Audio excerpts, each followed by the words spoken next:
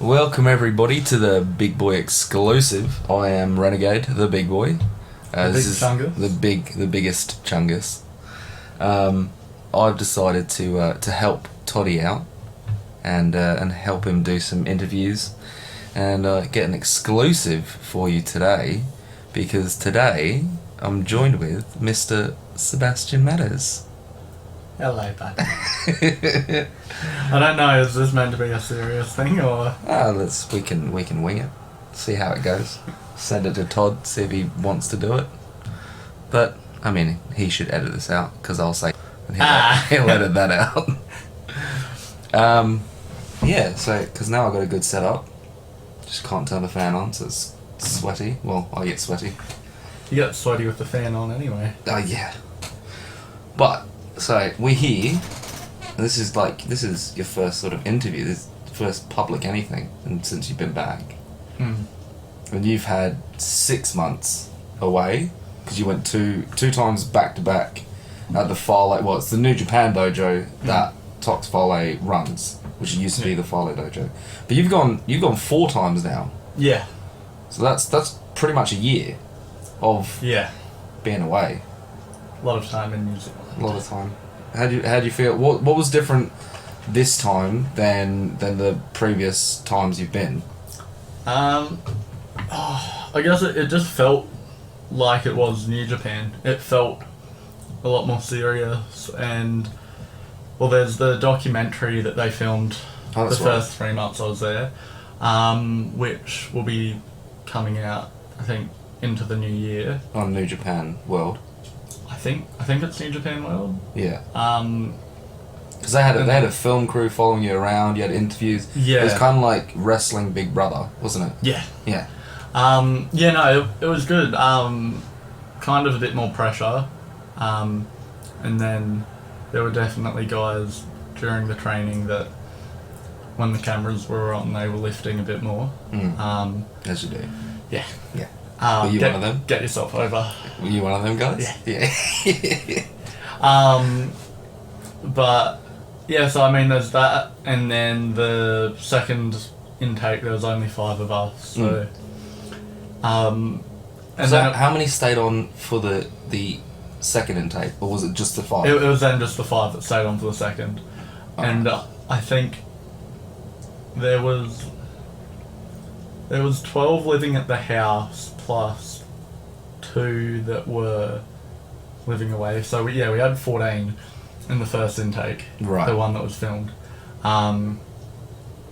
But yeah, the second intake was more enjoyable because there was a lot more wrestling focus, being only 5 of us. Yeah, and everyone just was more experienced, so we could kind of do more like actual wrestling stuff, not so much the fundamentals and the beginner stuff. So how was all of that? Because the world with the state it's in now, you actually went through a few lockdowns and a few setbacks for your first intake, for the first intake of this batch. Yeah. And not too much. The second intake was just a breeze, pretty much. Oh well, we only got out of lockdown like a week before I left. Oh right. Okay.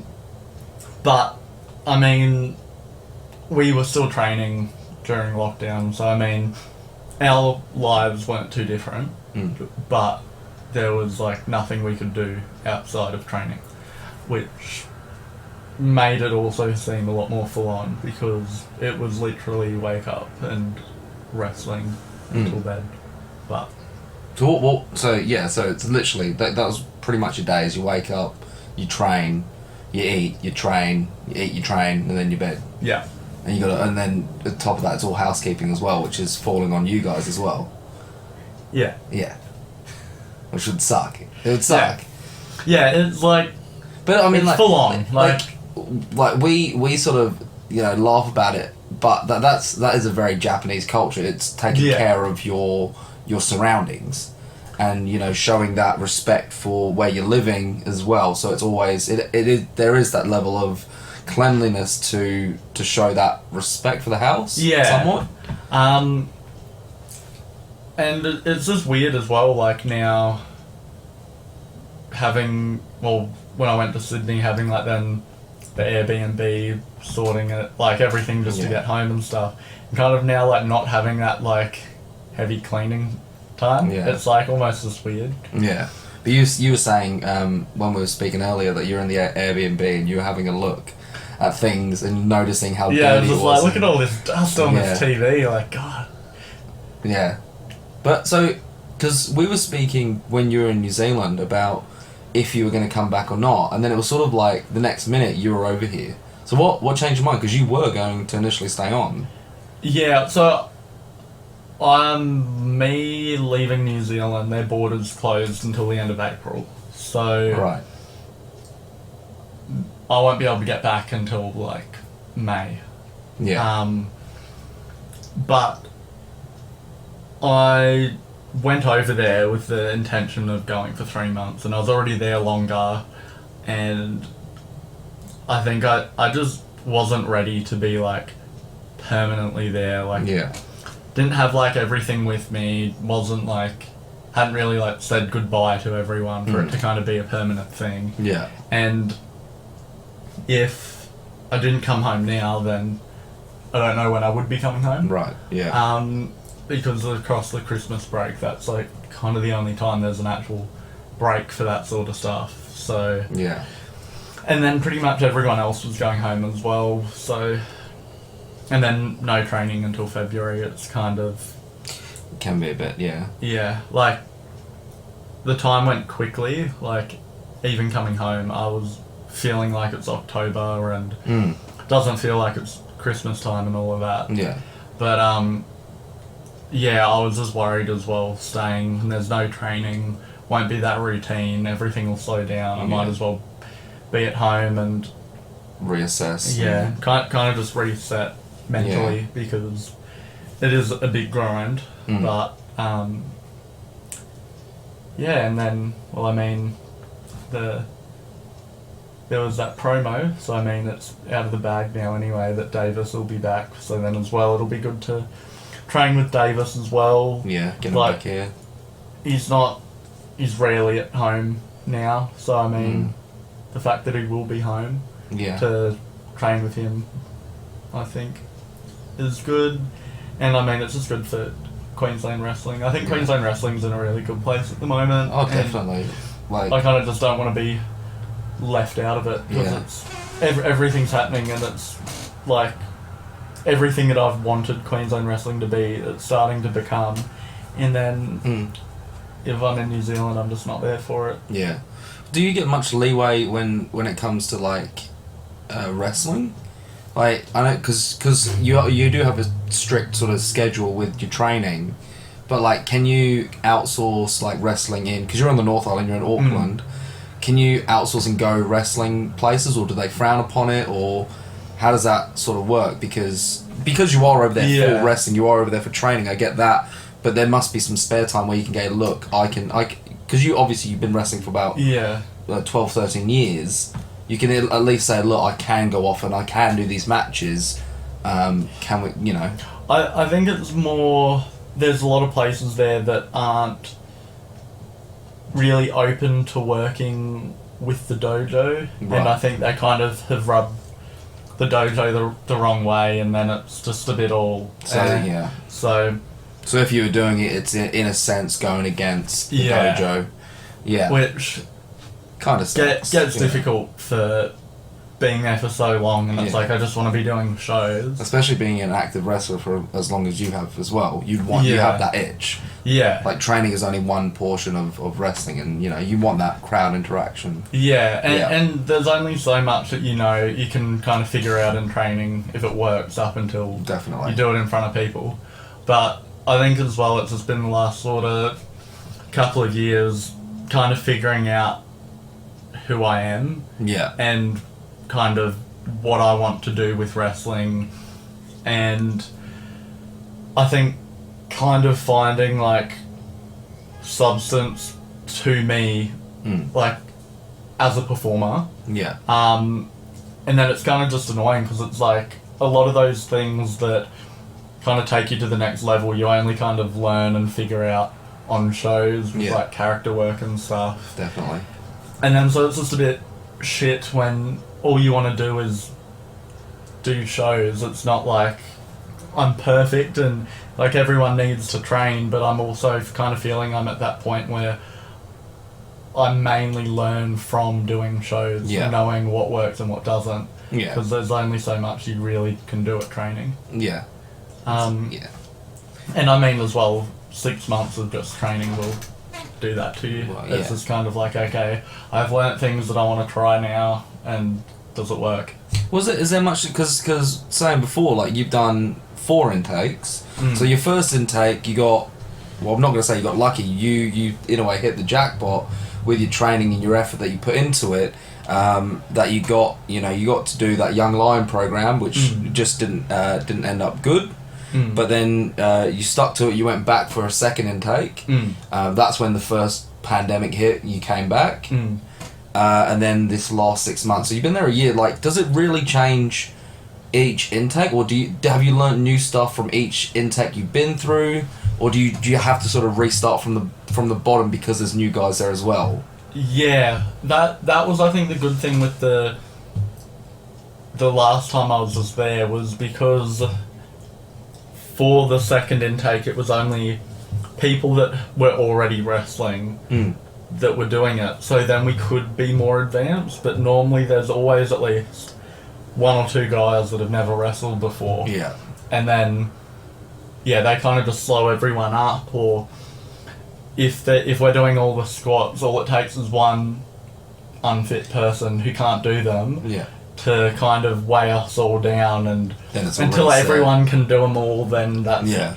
So I think having people then finally, everyone had already done an intake and everyone was like fit, could wrestle, we kind of actually did get to move on. But it can be a bit of a grind going back, new people, and then it's kind of like, okay, it's a bit slow. Yeah, right. Sweet. But another good thing, like you were saying before about Queensland being in a good state, like it's, especially for the last 2 years being in a pandemic, we've been really ahead of the curve when it comes to all of Australia, or all of the South Pacific in general. Like, we've had places like, Victoria and Sydney and Perth who have sort of suffered at the hands of the pandemic and not been able to do shows, or, been able to have that camaraderie. Just being able to go to a locker room, being in that locker room, I think is such a big relief for me, getting to come back, just being in with everyone. But because of that, because of being able to sort of get training, get to shows, get shows where we want them to be, I think Queensland's really come together, because there was a lot of hotheads, butting heads with each other, where it was promoters or it was talent at each other, or promoters and promoters. Now it is just moving forward. So I think like coming back, you probably actually came back in probably the best sort of part. Yeah. Really. I think Queensland is accepting where it is, kind of in the ranks of Australia. And we're not where we want to be, but we're only going to get better if we all work together. Yeah. Whereas I think before, there was just a lot of butting heads. Everyone kind of thought they were the top dog, or wanted to be, and thought they were as good as anywhere else, and then kind of not wanting to work with other people. But I mean, like, you look at PWA, they've only gotten to where they are by everyone working together. 100%. And I think we're starting to get there. Yeah.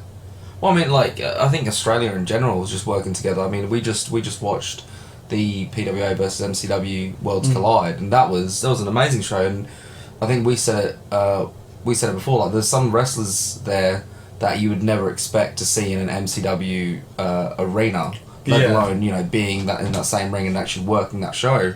So I think that's a massive step for wrestling in general. Yeah, and I think just PWA, how they had the show on the Gold Coast as well. Definitely, like them just working with other promotions and places to kind of use their spotlight Yeah. on places like Queensland and people from 3 Count to kind of get to do stuff, because I mean, Pro Wrestling League only run 4 times a year. Yeah. So it's good to kind of have something else for the 3 Count guys. Yeah. But I think that was a tremendous leap of faith and a lot of trust, because it was a PWA branded show, and there was throughout PWA, and they didn't use any PWA people. Yeah. It was solely trusted into the 3 Count Academy, the people that were training and were, pushing forward, and it turned out to be a great show. Like I think there was a bit of a miscommunication with promoting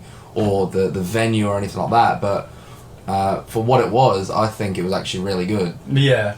It'll be interesting though when even like now the borders are open, when they can do a PWA Queensland show with the PWA guys, like what they've done in Melbourne, how they actually still have the PWA roster, because I think that's when the Queensland guys are going to benefit working with the PWA guys. 100%. But I think of that, and as much as it would be good for the guys, I just feel like the guy from the longest yard, when the basketball players get onto the team, I just feel like they go, oh, now I'll never get my turn. But no, that's very true. Like, the borders are open now, so I think, but the booking, the promoting side of PWA, they've got their gears turning. Like, they've done like, I don't know, like 10 shows in the past month or something. Yeah. Like, it's been gut check time. Just go for it. Yeah, and I mean as well in 3 different states as well. Yeah, like it's living up to the name of Pro Wrestling Australia. Yeah. But yeah, no, definitely, I think it's gonna be really fun. And then as well with like Renegade Wrestling starting up as well. I'm not doing anything. What am I doing? No, with Mikey J. Yeah, like just having like some national sort of things happening. It's kind of like wrestling's is getting bigger than like one city. It's becoming like, but even the numbers here are growing, which is really really impressive to see. But I was saying to Toddy the other day about even in Melbourne that you think it might be a flooded market. Well, sorry, Victoria is a flooded market for wrestling, but every show still has high numbers. They still have quality wrestling. It's becoming it's a natural thing to have, is that pro wrestling. Yeah. Like, you got Renegade opening up, but when I went down to Melbourne I did the GCW show, and then I did a Deathmatch Down Under show, which was on a Sunday. It was a secret show, and I don't think it was meant to be a secret show, and it wasn't really promoted. It was sort of like the underground sort of thing, but they drew a crowd. They put butts on seats. It was a hyper audience, and it was cool for a secret show. Yeah, I thought that was amazing. Yeah, and Deathmatch is another place that they're looking like they'll be doing. Oh yeah. I mean, yeah, Joel's always looking at expanding. Like, it's going to be happening. It's going to go across Australia. They'll do stuff all over the world. Yeah. And like, well, they're just another one that's expanding. That's kind of going to be a national sort of like place that'll do national tours. I think they're going to be international. Yeah, like you say, because they had a I don't know if it's a publicist or a videographer or something. They were doing a documentary of deathmatch wrestling, and he was there and he was recording people backstage and stuff like that. And that was going to like the States or something to make this big deathmatch documentary. So, but Joel and all the boys that are behind him have got their finger on the pulse as well, and Joel definitely wants to come to well, he wants to go all over, but I know he's going to be coming to Queensland sometime soon. Yeah. I think obviously it's just a border thing at the moment. Yeah. Yeah. So, I mean, I feel like we said it last year, but I feel confident in saying that next year will be a big year for Australia and Queensland wrestling. I've been very bleak when I think about the next year. I'm like, it's going to be in just another year. But I actually feel really good about next year in terms of everything. In terms of my personal life, my wrestling life, and just on like that, the pandemic life as well. I feel like everything's just going to smooth itself. Your personal life when you get your Tesla. Yes. Well, yes, we're going to make that public. I didn't say that. I'm not bragging. I'm getting a Tesla.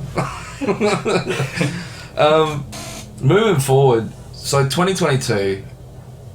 2022? Yeah, it is 2022. This last 2 years have been a write-off. What are your plans? Because so you've done your intakes. You're pretty much set from leaving that behind you. Not leaving it behind you, but are you going to go back, or what are your plans for the new year? I kind of think, well, because I can't. If I want to go back, I can't get back till May. Yeah. I feel like that's long enough for me to kind of just not think about it. Yeah. Kind of just focus these next few months on Queensland and Australia. Don't know if I want to go to the UK. I've kind of always wanted to. Gonna be still, I guess, weighing that up. But I think just for now, focus on Queensland Pro Wrestling League in February. That's what I'm looking forward to. And then seeing where else I'll be wrestling in Australia. Try and just get out as much as I can. Sweet. What about you? This is not about me, mate. It's always got to be about. I'm retiring after this podcast. No, I'm pretty keen on. Honestly, I'm pretty keen to give it sort of one more sort of red hot crack. I don't know where I'm going to see myself wrestling wise down the line. I feel like I'm at a turnpike where I'm either going to I'm going to keep doing this and I'm going to give it my all, or I'm just going to close the door on it because my body is wearing down. I'm not in that mental capacity. But at the same time, I do want to give it sort of that one more try, like whether it is going to England or it's being able to travel domestically and really push myself through and just see what happens. I think we all have that aspiration to make it, we all have that aspiration to make it big, but I think now in my sort of life, it's now getting, okay, I want to make it to mediocre, you know what I mean? I want to sort of be able to do like the independents in America and England, and have something in the bank whether it might be AEW or ROH or something like that. But it is what it is. I sort of need to recalibrate and rethink of what I'm going to be doing. But I mean, I'm training a lot now, which unfortunately I haven't been. I sort of slacked off in the last couple years about going to training, but I've really pushed forward. I'm loving going and taking the Monday classes, and so, helping out on the Tuesday advanced classes. So that's really opened my eyes for a re-love of wrestling. Literally, I'm at that sort of. We'll see what happens. Yeah. I think it's just with everything that's going on in Queensland, the hopes that everyone has for it, and if it even just half reaches everyone's expectations, it would be great to be a part of. And I think being part of what Queensland's been for so long, and it getting good, you kind of don't want to leave right as it becomes good. I do Queensland will always be my home. It's always going to be the state I'm going to be repping, even if I were to move interstate. But it is something that I'd always be proud to be a part of. Even all the shit, we've been through a lot of shit in Queensland, watching it flow. We had so many things that have let us down in terms of Queensland being in a whole Queensland as a whole. But it is good to see how it's come through, and it's good. I really love how I've experienced it all as well, and just being able to push through with everyone. But ideally, I'd love to sort of make a name for myself and come back to Queensland. I think that's as well kind of what Queensland needs, because I mean, a lot of people who are good end up leaving and kind of not coming back. And Queensland, what Queensland needs is like a Robbie Eagles or an Adam Brooks or a Slex. You know, they need the people that have gone out into the thick of it, gone to one of the pinnacles. I mean, look at Robbie. We just need to trap Davis and not let Davis leave. When it comes. Literally what we need to do. But we need look at Robbie. Robbie went out. He literally went. He could be all he could be, sort of thing. He got to the junior heavyweight. New Japan, fucking hell, the New Japan junior heavyweight champion, and everyone knows he's a Sydney guy, and he comes back and that's his home and that's his base. Yeah, you need someone like that in Queensland. Yeah. So we'll just take Robbie. No, but we need a Queensland one. We need like a Slamming Sam or a Bronson Boy. Or an Aussie battler. Maybe we're shitting on people now. Todd, cut that. Yeah, cut it, Todd. Cut it. We've been talking for too long. No, but seriously,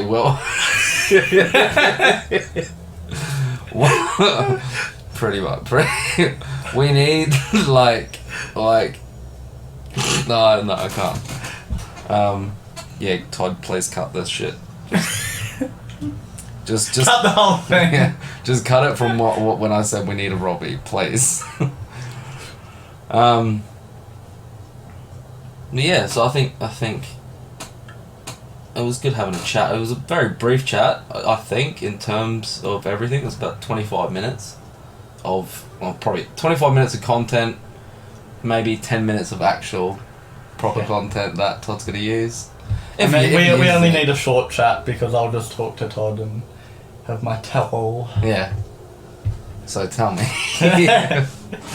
But no, I thought this would be a nice idea because obviously Todd's got a lot on his plan. He was telling me yesterday about he's got to record 2 podcasts back to back. And I'm like, I know, because I know you want to do a podcast with Todd. I always want to do a podcast with Todd. I always talk to Todd. But hopefully this helps out. Even if he could edit this, and so if when he does one with you, then there's a bit more different viewpoints. But yeah, also I'm glad you're back, and happy birthday for yesterday. Thank you. And I got you this.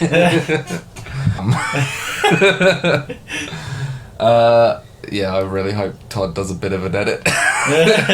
Love you, Todd. But no, cool. Thank you for having a chat. This is my first Big Boi Exclusive. It's going to be a thing. I'm just going to drag people to my dungeon and have a chat with them. Very good. Then just send it to Todd and be like, you use this? I help. Alright, well, I hope you enjoyed. Thank you, Sebastian Matters, for coming up. And we'll see you soon in the coming future. We will. Wherever it may be. Definitely be league and see how everything else goes if you want to do more domestic stuff. Alright, take it easy. Merry Christmas, everyone, and a Happy New Year. Yeah.